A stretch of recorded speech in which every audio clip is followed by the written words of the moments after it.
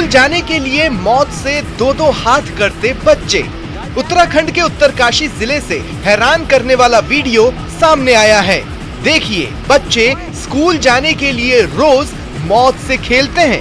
देखिए कैसे जुगाड़ के सहारे बच्चे उफनते बरसाती नाले को पार कर रहे हैं। तस्वीरें जिले के मोरी विकास खंड की है, जहां 22 गांवों को जोड़ने वाला मोरी सांकरी रोड बंद पड़ा है, जिससे सैलानियों के साथ साथ स्थानीय लोगों की भी आवाजाही बंद हो गई है। लेकिन रोजमर्रा की जरूरतों को पूरा करने के लिए लोगों ने वैकल्पिक रास्ता तैयार किया है, लेकिन ये वैकल्पिक रास्ता बेहद ही खतरनाक है।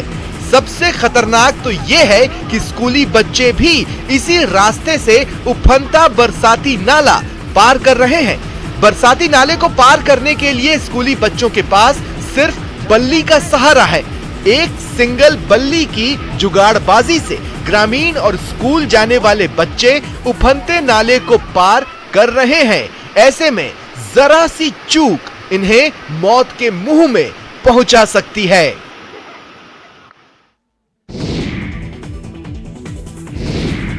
सरकारी स्कूलों में बेहतर शिक्षा और सुविधाओं की बात करते सरकार थकती नहीं है, लेकिन सरकारी स्कूलों की हालत कैसी है उसका अंदाजा सिरोही जिले के इस स्कूल को देखकर लगाया जा सकता है।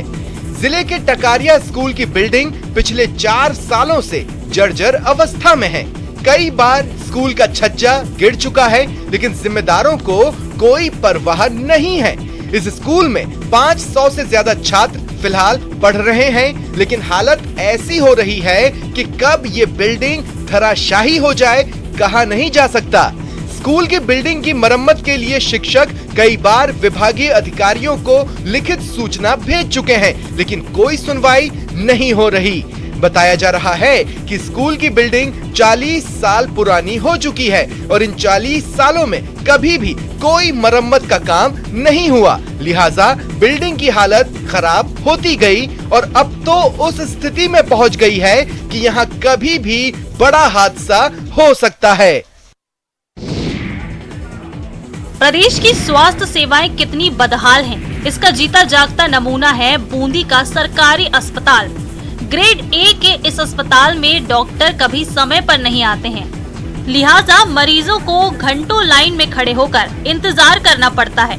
अगर मुश्किल से डॉक्टर साहब आ गए और अस्पताल में भर्ती करा दिया तो मुश्किलें दुगनी हो जाती हैं, क्योंकि मौसमी बीमारियों के कारण मरीजों की संख्या इतनी बढ़ गई है कि अस्पताल में बेड कम पड़ रहे हैं। ऐसे में बेड नहीं मिलता है, जिसके बाद गैलरियों में ही टेबल पर लेटकर मच्छरों के बीच इलाज करवाना पड़ता है। इनमें लग रहा है डॉक्टर ही नहीं कमरों में, और अब आए हैं तो देखेंगे बहुत भीड़ हो रही है यहाँ। पलंग नहीं मिला है, इसकी बहुत ज्यादा तकलीफ खराब हो गई। तो कहाँ लेटा रखा है? ये टेबल पे लेटा रखे हैं। तो यार दिक्कत आ रही है? हाँ, दिक्कत तो यही है, मच्छर खा रहे हैं और जीव घबरा रहे हैं, इनको कहाँ सांस लें। ये काटा, ये मारा। श्री कृष्ण जन्माष्टमी के मौके पर करौली में पतंगबाजी की धूम रही। युवा बच्चे छतों पर चढ़कर पतंग उड़ाते हुए नजर आए। कृष्ण जन्माष्टमी के अवसर पर जिले में पतंगबाजी की पुरानी परंपरा रही है। करौली सहित हिंडौन, मासलपुर, मंडरायल, सपोटरा और इलाकों में लोगों ने जमकर पतंगबाजी की। बड़ों के साथ बच्चों में भी पतंग उड़ाने का खासा जुनून दिखा। बच्चे तड़के सवेरे ही छतों पर चढ़ गए और पतंग उड़ाने लगे। अधिकांश घरों की छतों पर पतंगबाजों ने अपनी अपनी छतों पर बारिश और धूप से बचने के लिए त्रिपाल, चद्दर, छतरी लगा रखे थे। साथ ही मनोरंजन के लिए लाउडस्पीकर और म्यूजिक सिस्टम लगाया हुआ था। संगीत की धुन पर पतंगबाजी का आनंद उठाते और नाचते नजर आए। पतंगबाजों के साथ साथ उनके परिवार की महिलाओं ने भी पतंगबाजी का भरपूर आनंद लिया।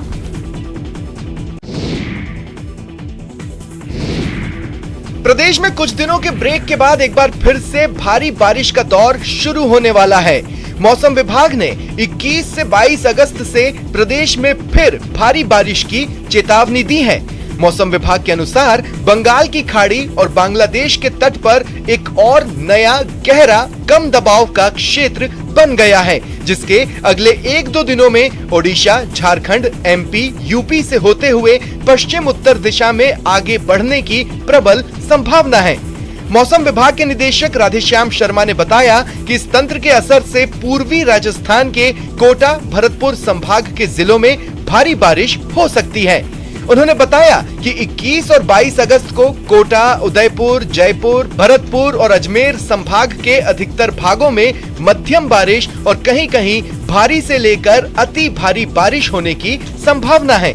उन्होंने बताया कि पश्चिमी राजस्थान में अगले 2 दिन छिटपुट स्थानों पर हल्की बारिश होने और अधिकतर भागों में मौसम शुष्क रहने की संभावना है।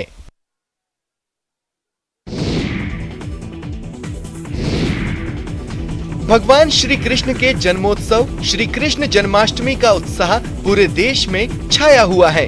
उदयपुर में श्री कृष्ण जन्माष्टमी की धूम है। शहर के प्रसिद्ध मंदिर में सुबह से भक्तों के पहुंचने का सिलसिला शुरू हो गया।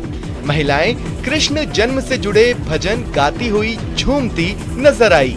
इधर जगदीश मंदिर में भी जन्माष्टमी की धूम रही। इस दौरान मंदिर में भक्तों की खासी भीड़ रही। वहीं शिव दल की ओर से नेताजी सुभाष चंद्र बोस चौराहे पर कृष्ण जन्माष्टमी पर विशाल मटकी फोड़ प्रतियोगिता का आयोजन किया गया। इसके साथ ही देशभक्तों को समर्पित एक शाम देश के प्रहरियों के नाम सांस्कृतिक संध्या का भी आयोजन हुआ, जिसमें कई कलाकारों ने मनमोहक प्रस्तुतियां दी। इसके अलावा चौराहे पर लड्डू गोपाल की विशाल झांकी सजाई गई। इसके बाद कोरोना योद्धाओं को नमन किया गया। कार्यक्रम समाप्ति के बाद महाप्रसादी का आयोजन हुआ और आतिशबाजी हुई।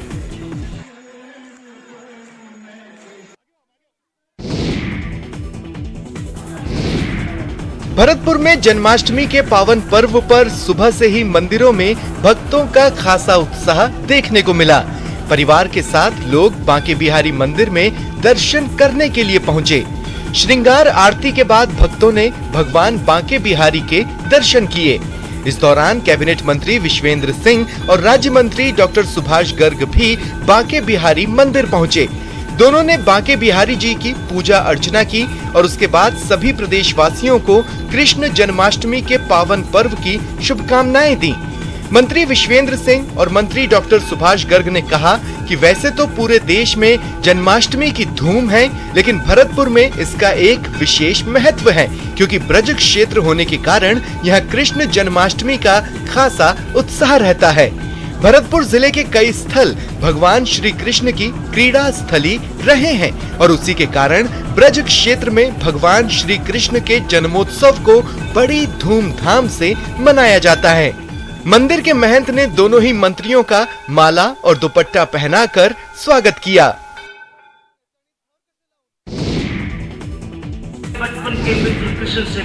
अलवर के प्रजापिता ब्रह्मा कुमारी ईश्वरीय विश्वविद्यालय के काला कुआं केंद्र पर गुरुवार को श्री कृष्ण जन्माष्टमी मनाई गई।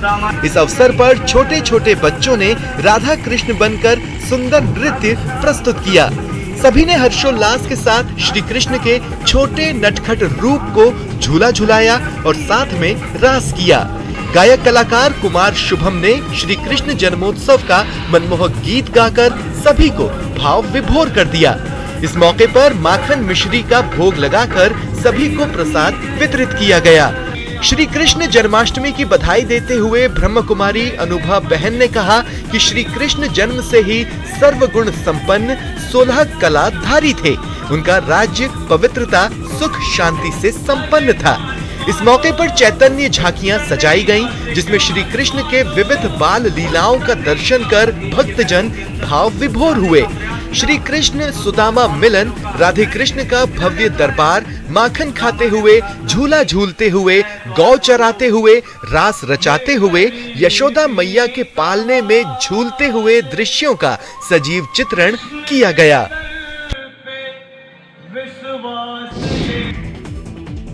वैसे तो भगवान श्री कृष्ण की लीलाओं का केंद्र रहे गोकुल और वृंदावन धाम की अपनी महिमा है, लेकिन झुंझुनू में भी वैसा ही एक वृंदावन धाम है। उसकी भी मान्यता वृंदावन धाम जैसी ही है। यहाँ भी श्रद्धालुओं की भीड़ लगी रहती है। जिले के इस्लामपुर कस्बे के नजदीक वृंदावन धाम में जन्माष्टमी पर हर साल मेला भरता है। इस दौरान 3 दिन तक विशेष धार्मिक कार्यक्रमों की धूम रहती है, जिसमें लाखों श्रद्धालु शामिल होते हैं। देश के कोने कोने से भक्त यहाँ आते हैं। इसे दूसरा वृंदावन धाम कहने के पीछे एक बड़ी वजह जुड़ी हुई है। कहते हैं कि मथुरा के हरिदास जी महाराज ने अपने एक शिष्य को देश में दूसरा वृंदावन धाम स्थापित करने का आदेश दिया था, जिसके बाद शिष्य पुरुषोत्तम दास जी ने 500 साल पहले इस्लामपुर के पास काटली नदी के मुहाने पर इसकी स्थापना की थी। मान्यता है कि बाबा पुरुषोत्तम दास ने यहाँ एक पेड़ के नीचे तपस्या की थी। उस पेड़ के नीचे आसपास की गायें आकर रुकती थीं, जिनसे बाबा को बहुत स्नेह था। जिस पेड़ के नीचे उन्होंने तपस्या की, उसे आज पंच पेड़ के नाम से जाना जाता है। यहाँ आने वाले श्रद्धालु पेड़ की परिक्रमा कर मन्नत के धागे और नारियल बांधते हैं। बोधगया के पश्चिमी नावा में जमुने नदी के पास भूमि विवाद में 2 पक्षों के बीच जमकर मारपीट हुई। इस दौरान एक पक्ष ने पुलिस की मौजूदगी में 7 राउंड फायरिंग की, जिससे वहां दहशत फैल गया और लोग मौके से फरार हो गए। घटना के बाद पुलिस मामले की जांच में जुट गई है। ग्रामीणों ने बताया कि भूमि पर महादलित परिवार कई सालों से रहते आ रहे हैं, जहां ब्रोकर के साथ 50 से 60 की संख्या में लोग जमीन में बाउंड्री करने के लिए सीमेंट, बालू, छर्री और छड़ साथ में लाए थे। वो लोग फाइलिंग करने के लिए ट्रैक्टर भी लाए थे। इसी दौरान दोनों पक्षों में मारपीट शुरू हो गई, जिसके बाद इधर से भी ग्रामीणों ने ईंट और पत्थर उठा लिया और ब्रोकर पर फेंकने लगे। दोनों पक्षों की ओर से जमकर ईंट पत्थर चले। इतने में ब्रोकर के साथ आए लोगों ने 6 से 7 राउंड गोलियां चलाई, लेकिन वहां मौजूद पुलिस मूक दर्शक बन देखती रही। फायरिंग का वीडियो भी सोशल मीडिया पर वायरल हो रहा है। वहीं पुलिस पूरे मामले की जांच में जुट गई है।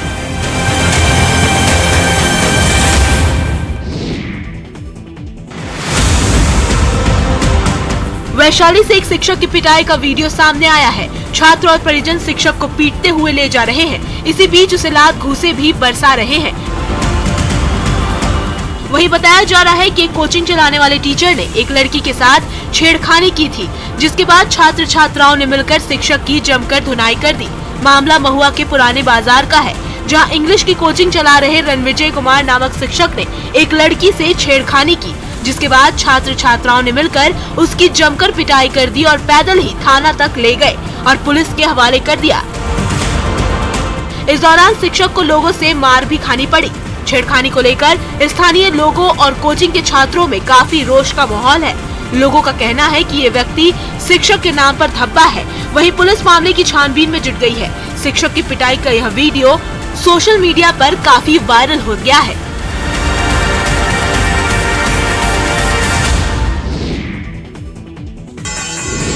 रक्षाबंधन पर्व के बाद से मेवाड़ संभाग की भील जनजाति का गवरी नृत्य शुरू हो चुका है। भील समाज के लोग जगह जगह पर गवरी नृत्य का मंचन कर रहे हैं और गोरजिया माता के साथ भगवान शिव पार्वती की पूजा कर रहे हैं। मेवाड़ के प्रसिद्ध लोक नाट्य गवरी नृत्य की धूम ठंडी राखी के दिन से शुरू हुई है, जो 40 दिन तक चलेगी। इस लोक नृत्य में पौराणिक घटनाओं के साथ मौजूदा पुलिस प्रशासन, समाज की व्यवस्थाओं का मंचन कर वनवासी कलाकार 40 दिन तक दर्शकों का मनोरंजन करते हैं। लोक नाट्यों के माध्यम से ये कलाकार समाज में व्याप्त सामाजिक, राजनीतिक, आर्थिक और सांस्कृतिक परंपरा पर व्यंग कसते दिखाई देते हैं। एक और मेवाड़ी बोली के साथ खड़ी बोली इंग्लिश मिश्रित कर हास्य संवादों से ग्रामीणों में गुदगुदी मचाए रखते हैं। गवरी में अमूमन पुरुष कलाकार होते हैं, जो 40 दिन तक गोरजिया माता की पूजा अर्चना कर उनके नाम का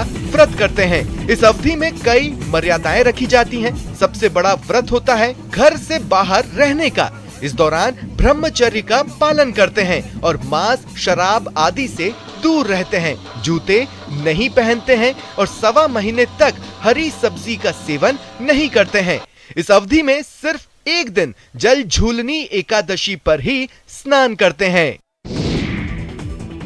गुजरात में पिछले 2 दिनों की भारी बारिश ने जनजीवन अस्त व्यस्त कर दिया है। भारी बारिश के कारण सूरत के हालात खराब हो गए हैं। शहर के मीठी खादी और आसपास के निचले इलाकों में बाढ़ जैसे हालात पैदा हो गए हैं। यहाँ सड़कें नदियों में तब्दील हो गई हैं, जबकि कई घरों में पानी भर गया है। झोपड़ियाँ तो पूरी तरह बाढ़ की चपेट में आ गई है। सड़कों पर पानी भरने से लोगों को आवाजाही में काफी परेशानियों का सामना करना पड़ रहा है। कमर्शियल एरिया में भी जल भराव हो जाने से लोगों की मुश्किलें बढ़ गई हैं। वहीं भारी बारिश के कारण गुजरात के करीब 50 बांध पूरी तरह भर चुके हैं। चर्चित सरदार सरोवर नर्मदा बांध करीब 86% पानी से भर गया है। बांध में अभी भी 7.5 लाख क्यूसेक पानी की आवक है, जबकि इसके 23 दरवाजे खोलकर 5.5 लाख क्यूसेक पानी छोड़ा जा रहा है।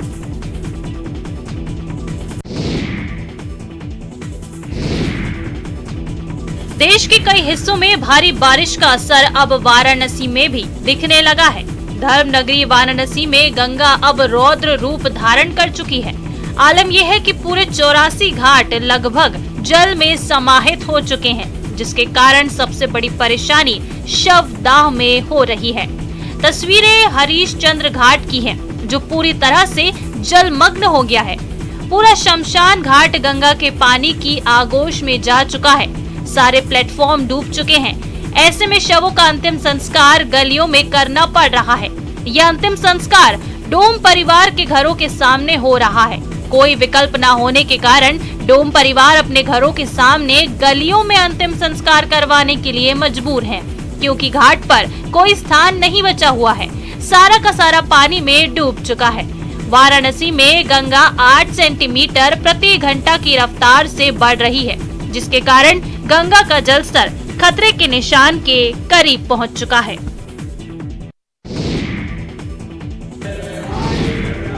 प्रयागराज में संगम तट पर स्थित बड़े और लेटे हनुमान जी को मां गंगा ने स्नान करा दिया है। गंगा का पानी गुरुवार की रात 11:15 बजे मंदिर के गर्भगृह में प्रवेश कर गया। जैसे ही सीढ़ियों से मां गंगा ने गर्भगृह में प्रवेश किया, हर तरफ जयकारे गूंजने लगे। मां गंगा की जय, बजरंग बली की जय और हर हर महादेव के जयकारे से पूरा वातावरण भक्तिमय हो गया। मंदिर के महंत बलबीर गिरी जी महाराज ने मंत्रोच्चार के साथ हल्दी, दूध, मधु, घी आदि सामग्री से पूजन कर मां गंगा का स्वागत किया। इस मौके पर प्रयागराज के एसएसपी शैलेश पांडे भी मौजूद रहे। हनुमान मंदिर में गंगा जल के प्रवेश करने के बाद प्रतिमा के ऊपर सफेद चादर बिछा दी गई और मंदिर का कपाट बंद कर दिया गया।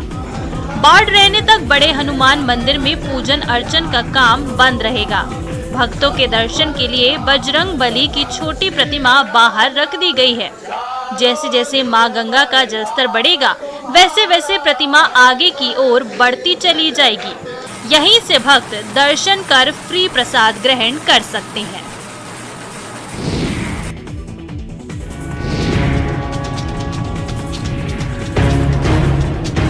खरगोन जिले की पर्यटन नगरी महेश्वर में नर्मदा नदी उफान पर है। अहिल्या घाट सहित सभी घाट पानी में डूब गए। प्राचीन ऐतिहासिक किले की दीवार तक पानी पहुंच गया। हालांकि अभी नर्मदा नदी खतरे के निशान से करीब 2 मीटर नीचे बह रही है। नर्मदा नदी के बीच बने बालेश्वर मंदिर और घाट पर स्थित अधिकांश मंदिरों का करीब आधा हिस्सा पानी में डूब चुका है। प्रशासन ने इन मंदिरों में आवाजाही पर पहले ही रोक लगा रखी है। पिछले 4 दिन से किला के मुख्य गेट को भी बंद कर रखा गया है। प्रशासन ने हाई अलर्ट जारी कर पुलिस और गोताखोरों को तैनात कर रखा है। घाट पर अस्थायी दुकानों को हटा दिया गया है ताकि कोई हादसा ना हो। दरअसल बरगी, ओमकारेश्वर और इंदिरा सागर बांध के गेट खुलने से नर्मदा का जलस्तर लगातार बढ़ता ही जा रहा है।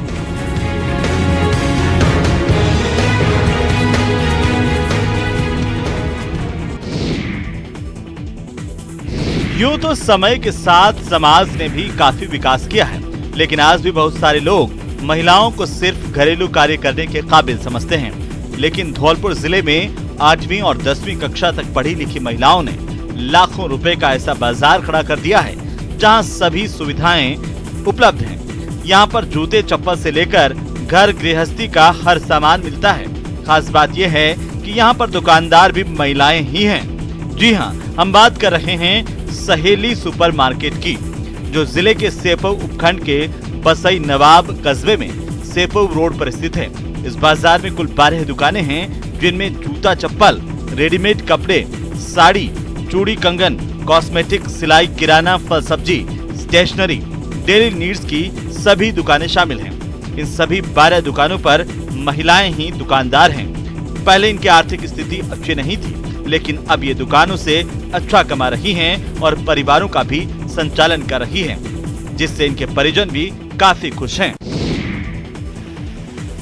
पहाड़ की परंपरागत जीवन शैली की पहचान एक आत्मनिर्भर जीवन शैली के रूप में होती है, लेकिन समय के साथ बदलती जीवन शैली के कारण पहाड़ की संस्कृति की पहचान रहे कई संसाधन भी विलुप्ति की कगार पर हैं। ऐसे ही संसाधनों में शामिल घराट भी है, जो अब गायब होते जा रहे हैं। कभी ये घराट उत्तराखंड के पहाड़ों पर रहने वाले लोगों की जीवन शैली के मजबूत आधार हुआ करते थे। बिना बाहरी ऊर्जा के गाढ़ गदेरों की पानी से चलने वाले ये घराट पहले लोगों के जीवन का महत्वपूर्ण हिस्सा हुआ करते थे। घराटों में पिसा आटा पौष्टिकता से भरपूर और स्वादिष्ट होता है। घराट की तरह ही घर में ही आटा पीसने के लिए उपयोग होने वाला जांदरू तो अब करीब करीब विलुप्त ही हो चुका है और अब इनके स्थान पर मील, चक्की, मिक्सी ने ले ली है। लेकिन आज भी इन मशीनों और घराट के आटे के स्वाद और पौष्टिकता में जमीन आसमान का अंतर है। ऐसा नहीं है घराट आज के समय में बेकार हो गए हैं, बल्कि घराटों को नई तकनीक से नहीं जोड़ा गया है।